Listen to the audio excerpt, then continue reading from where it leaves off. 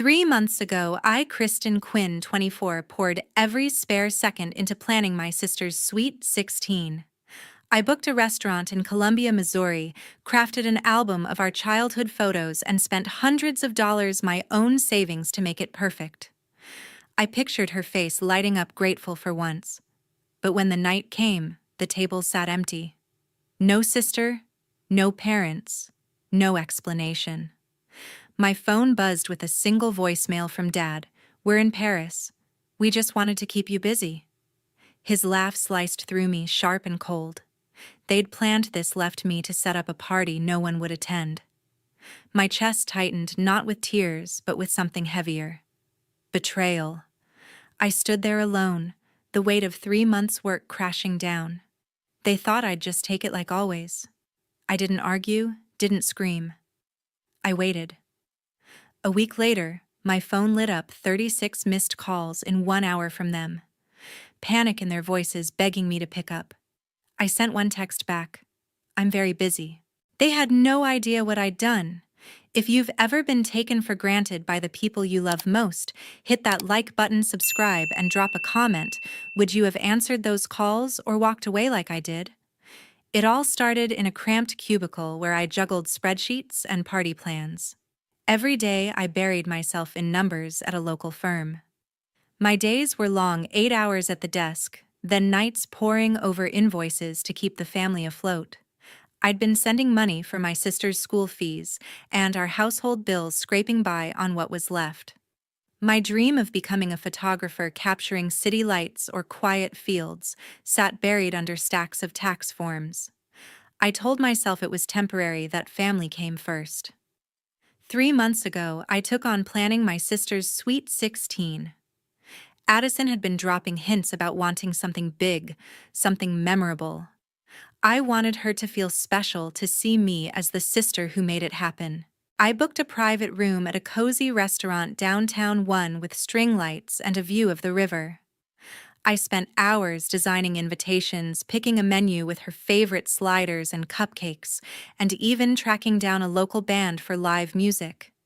Every detail mattered, down to the napkins folded into little stars. The real effort was the gift. I stayed up late gluing photos into an album, snapshots of us as kids, laughing in the backyard, building snowmen, fighting over the last cookie. I wanted her to remember those moments, to feel how much I cared. It cost me $500 from my savings, plus countless nights I could have spent on my own work. Mom and Dad kept pushing me to make it perfect. "You're so good at this," Mom would say, her voice sharp when I hesitated. Dad texted daily, asking for updates, reminding me how much Addison deserved it. Their expectations piled on, heavy and unspoken, like I owed them my time, my money, my everything. I didn't question it. I was the older sister, the one who held things together. I'd call the restaurant manager between meetings, sneaking in quick chats about table settings. "Make it quick," my boss would snap, so I'd rush, balancing my job and their demands. I thought about my old camera tucked away in a drawer, untouched for years. Photography classes, portfolio reviews, a chance to move to a city like Portland.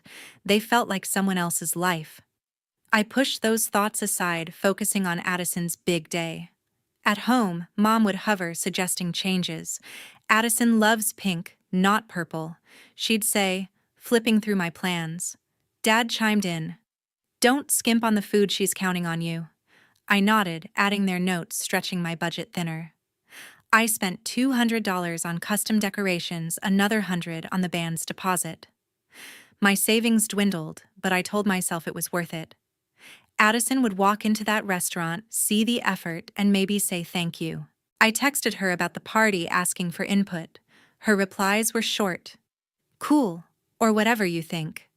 I figured she was just busy with school friends, her own world. I kept going, gluing another photo, checking another vendor. I imagined her smile, the way she'd hug me when it was over. That's what sisters do, right? You show up, you sacrifice, you make it happen. By the end, I was exhausted but hopeful. The restaurant was booked, the album was done, the band was ready. I sent Mom and Dad the final plan, expecting a nod of approval. "Looks fine," Dad texted back. Mom didn't reply. I brushed it off, thinking they were just distracted. I had no idea what they were planning behind my back, how they'd turn my effort into nothing. All I could think about was Addison's face when she saw that party, the one I'd poured my heart into. By 6 p.m., the restaurant was perfect, but the chairs stayed empty. I stood in the private room, my phone clutched tight, waiting for a text, a call, anything. The band I'd hired was setting up their guitars, humming softly, ready for a crowd that hadn't shown. I checked my messages again. Nothing from Addison, Mom, or Dad. My stomach twisted, but I brushed it off. Maybe they were running late, stuck in traffic, or picking up last-minute guests. I paced the room, glancing at the door, willing it to open. At 6:15, I sent Addison a text. "Where are you? Party's starting." No reply. I tried Mom next, then Dad. Silence. The server, a young guy with a polite smile, approached me. "Everything okay? Need more time?" I nodded, forcing a grin, and said I'd check in with the family. My fingers shook as I dialed Addison's number. Straight to voicemail.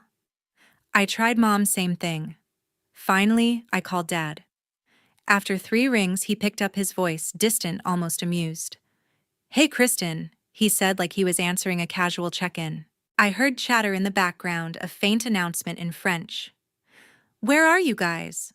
I asked, my voice tight. A pause, then a chuckle. "Oh, we're in Paris. Didn't we mention? We just wanted to keep you busy." His laugh hit me like a slap, sharp and careless. I froze, the phone pressed to my ear as he went on about their trip, how Addison needed a real celebration. Mom's voice chimed in, giggling about some cafe they'd found. I couldn't speak. The line went dead. I stood there alone, the band now packing up, the server avoiding my eyes. My chest felt hollow, like someone had carved out everything I'd trusted. They hadn't just forgotten they'd planned this, left me to pour my heart into a party no one would attend. For 3 months I'd worked, spent my savings, stayed up late, all for nothing. The betrayal wasn't just their absence, it was the lie, the way they'd strung me along, knowing I'd do it all without question. I sank into a chair, staring at my phone, the screen still blank. No apologies, no explanations, just that laugh echoing in my head. I thought about the years I'd spent putting them first, always the reliable one, the one who fixed things. But now, for the first time, I wondered what my role really was. Was I just the sister who made things happen, the daughter who paid the bills, the one they could count on to stay busy while they lived their lives? The server came back, offering to pack up the food. I shook my head, told him to donate it. I didn't want leftovers of a night that never happened. I walked to the album I'd made for Addison, still wrapped in tissue paper, untouched. I'd pictured her opening it, smiling at our childhood memories. Now it felt like a relic of someone I thought I knew. I left it on the table, not sure if I'd ever give it to her. As I stepped outside, the evening air hit me sharp and cold. I wasn't angry, not yet. The hurt was too deep for that. But something else stirred, a quiet question I'd never dared ask. Why was I always the one left behind? I didn't have an answer. But standing there, I knew I couldn't keep playing their game. For once, I needed to figure out what I was worth, not to them, but to myself. That night, a text from Tara lit up my phone. I was back in my apartment, the silence heavy after leaving the empty restaurant. Her message was short but sharp. "Kristen, you deserve more than this.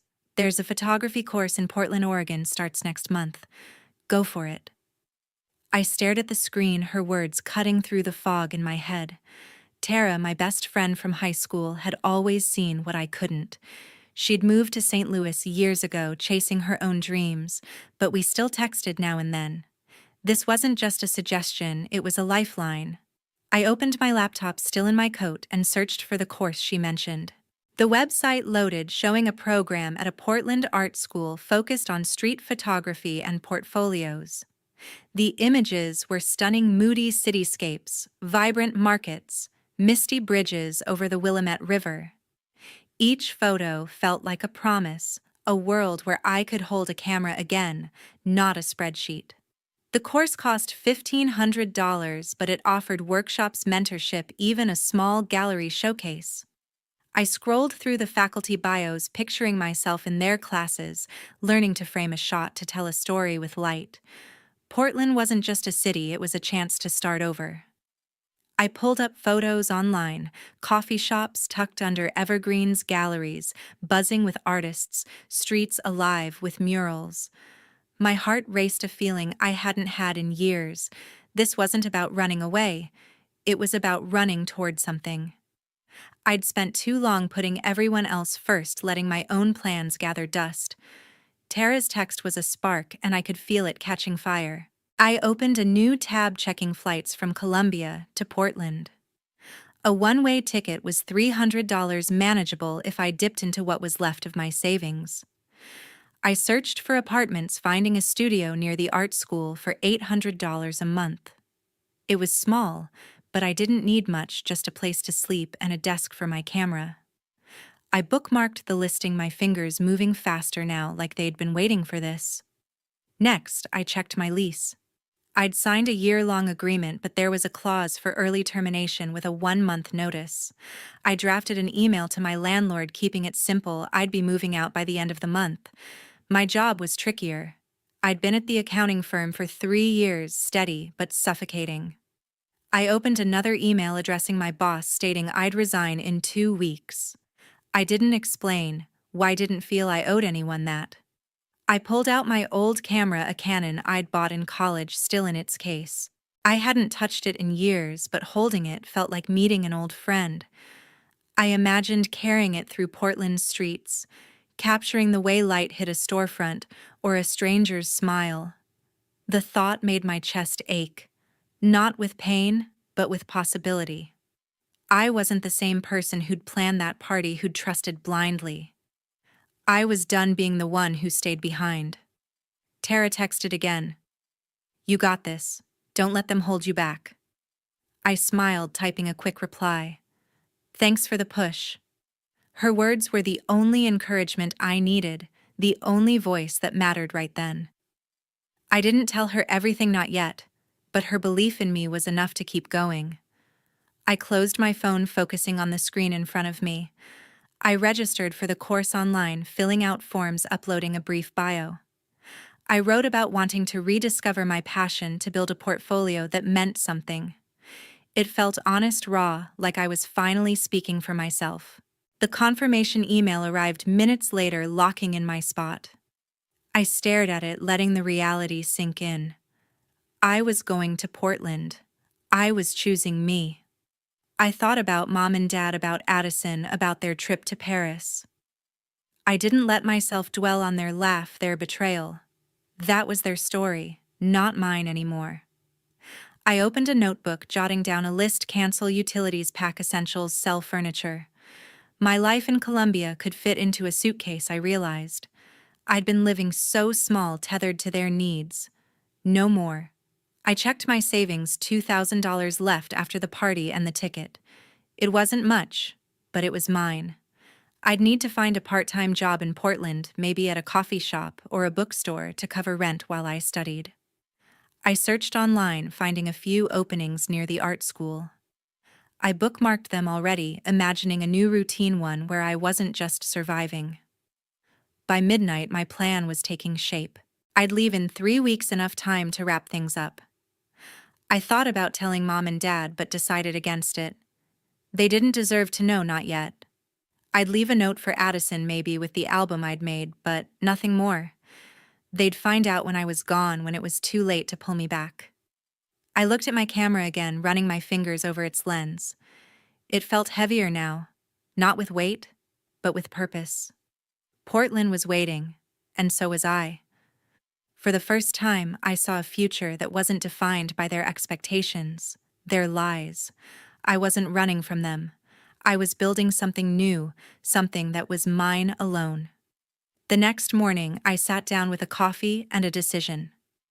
My laptop glowed in the dim light of my apartment, the plan from last night now, a checklist I was ready to tackle.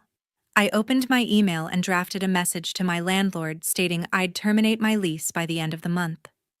The words came easily, no hesitation, no second thoughts. I hit send, feeling a knot in my chest loosen. Next, I wrote to my boss at the accounting firm, keeping it professional, 2 weeks' notice effective immediately.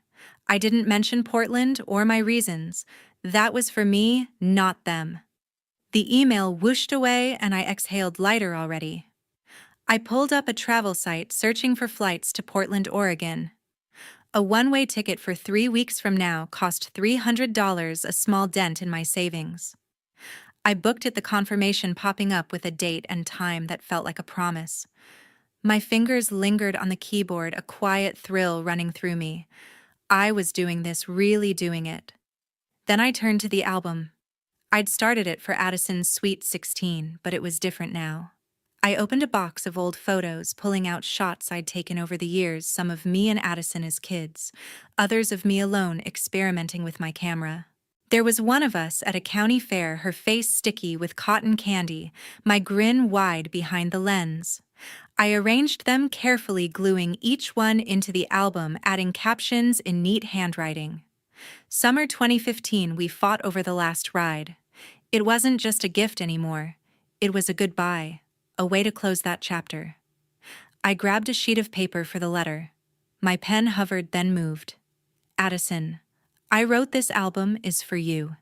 It's the last thing I'll do for you. I've paid for your school, your clothes, our family's bills, but that ends now. I'm leaving for Portland to live my own life. I hope you find yours. I didn't mention Mom or Dad, didn't accuse or explain. The words were calm, final. I folded the letter, tucked it into the album, and set it on my kitchen counter. It felt right, like shedding a weight I'd carried too long. My phone buzzed, a reminder to call Aunt Ellen. I hadn't spoken to her in months, but she'd always been the one family member who listened. I dialed her number and she picked up on the second ring. Kristen, good to hear from you, she said, her voice warm. I told her about the photography course, my plan to move to Portland, and asked if I could stay with her for a few weeks while I settled in. Of course, she said without pause. I've got a spare room and I can't wait to see your photos. Her support was a lifeline, steady and real. We talked logistics, her address, the best coffee shops near her place, before I hung up, my resolve stronger. I looked around my apartment, mentally sorting what to keep. My camera, clothes, a few books, that was enough. I listed my furniture online, a couch for $100, a table for $50. The rest I'd donate. My life here had been small, defined by routine and obligation. Now every step felt like reclaiming something. I checked my savings, $1,700 after the ticket and course fees. I'd need a job in Portland, but the thought didn't scare me. A barista gig or bookstore shift would do while I studied. I packed a suitcase, folding shirts and jeans with care. My camera went into its case, ready for a new city. I imagined walking Portland's streets, snapping photos of bridges and murals, building a portfolio that was mine.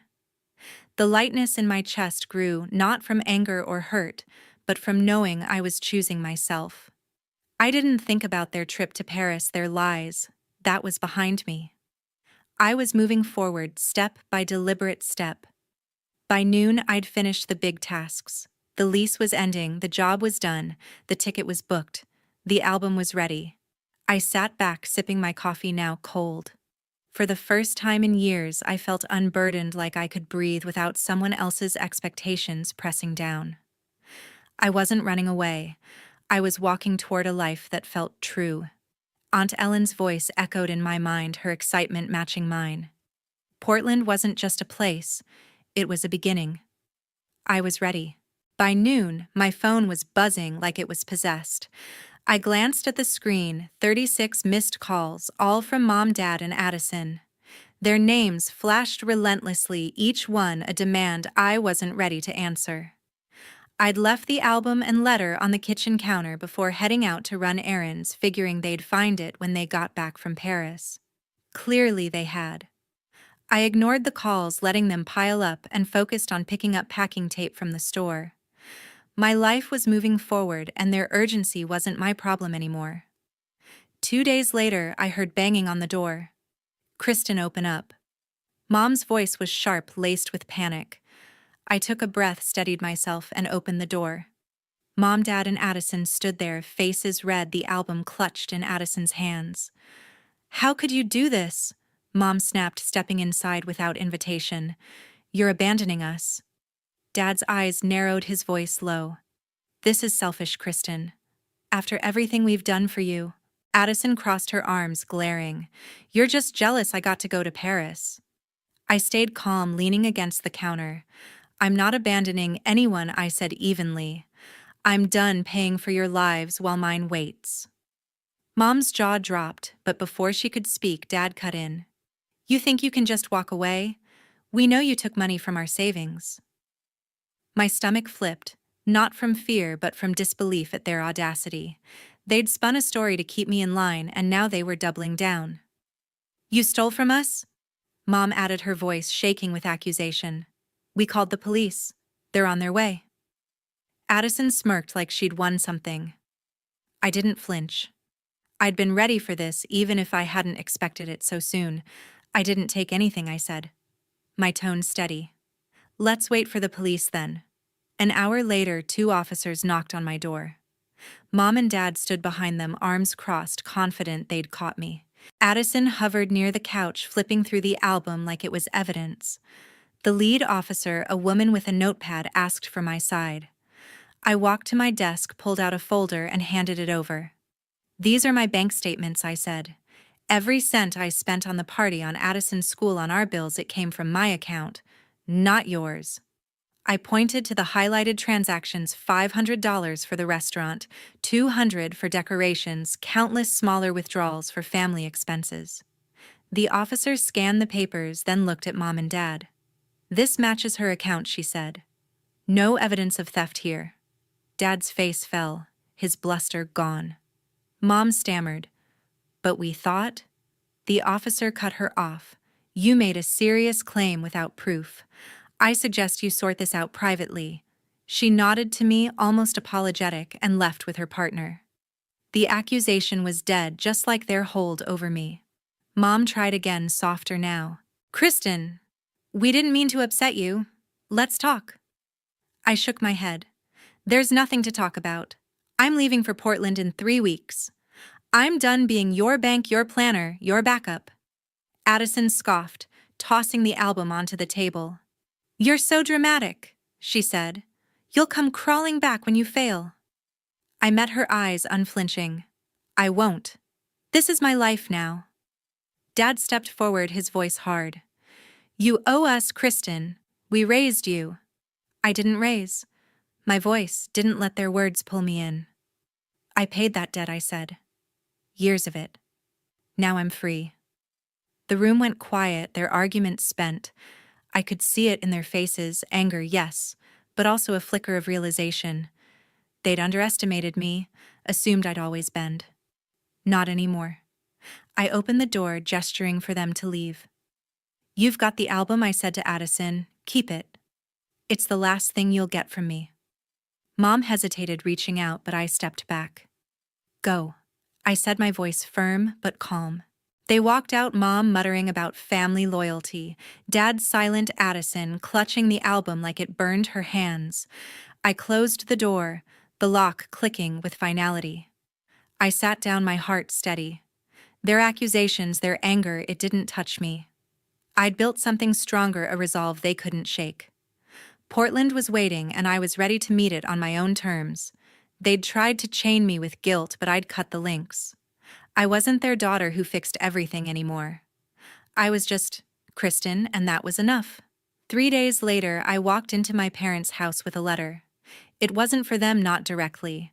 I'd spent the morning drafting an email to our extended family, aunts, uncles, cousins, laying out the truth about the party, about how Mom, Dad, and Addison had left me to plan it while they flew to Paris without a word. The letter in my hand was a printed copy left on their dining table as a final statement. I didn't linger. I walked out, got in my car, and drove back to my apartment, ready to finish packing for Portland. Before leaving, I'd sent a group text to Addison's friends from school, a tight-knit crew she'd always bragged about. The message was simple. Addison's Sweet 16 was a lie. I planned it, spent my savings, and they left me waiting while they partied in Paris. I attached a photo of the empty restaurant tables, the band packing up the untouched decorations. I didn't need to say more. The truth spoke for itself. By the time I reached my apartment, my phone was lighting up with notifications, but I muted them. I wasn't here to watch the fallout. I was done with their drama. Addison's world unraveled first. Her friends, once loyal, started whispering. By the next day, her name was mud at school. Classmates who'd envied her Paris trip now saw her as the girl who ditched her sister for a selfie at the Eiffel Tower. A few of her closest friends stopped texting her, and her social media went quiet. No more posts about designer bags or trendy cafes. She'd built her reputation on Flash, but the truth stripped it away. I didn't hear this from her. Of course, cousins and neighbors started texting me, shocked, filling in the blanks. I didn't reply. Mom and Dad faced their own reckoning. The extended family, tight-knit and vocal, didn't take kindly to their stunt. Aunt Ellen, who'd already offered me her spare room in Portland, called Mom to ask why they'd lied. Cousins unfollowed them online, and family group chats buzzed with disapproval. Neighbors who'd once swapped small talk at block parties now gave them cold shoulders. Mom's book club canceled her invite to the next meeting, and Dad's golf buddies stopped calling. Their perfect image community pillars, doting parents, crumbled. They'd always cared about appearances, and now they had none. Their reaction came fast. My phone lit up with calls. Mom's number first, then Dad's, then Addison's, over and over. Voicemails piled up, each one angrier than the last. "Kristen, how could you humiliate us?" Mom's voice cracked, half pleading, half furious. Dad's was colder. "You've ruined our family's name." Addison's was pure venom. "You're a liar, and everyone will see it." I listened to the first few, then stopped. Their words didn't reach me anymore. I deleted the rest without playing them, my fingers steady on the screen. They tried texts, next long paragraphs blaming me, calling me ungrateful, demanding I fix the mess. Mom wrote about loyalty, Dad about respect. Addison about how I'd stolen her spotlight. I read the first line of each, then archived them. I didn't owe them a response, didn't owe them anything. I'd spent years cleaning up their messes, paying their bills, planning their lives. This was their mess, and they'd face it alone. Tara texted me that afternoon, a short message. "Heard what you did. Proud of you, girl." It wasn't like her push from before, just a nod from someone who got it. I smiled, typed back a quick, "Thanks," and put my phone down. Tara didn't need to say more. Her role in my story was done, and I was grateful for that moment of clarity she'd given me weeks ago. I kept packing, folding clothes, boxing up books.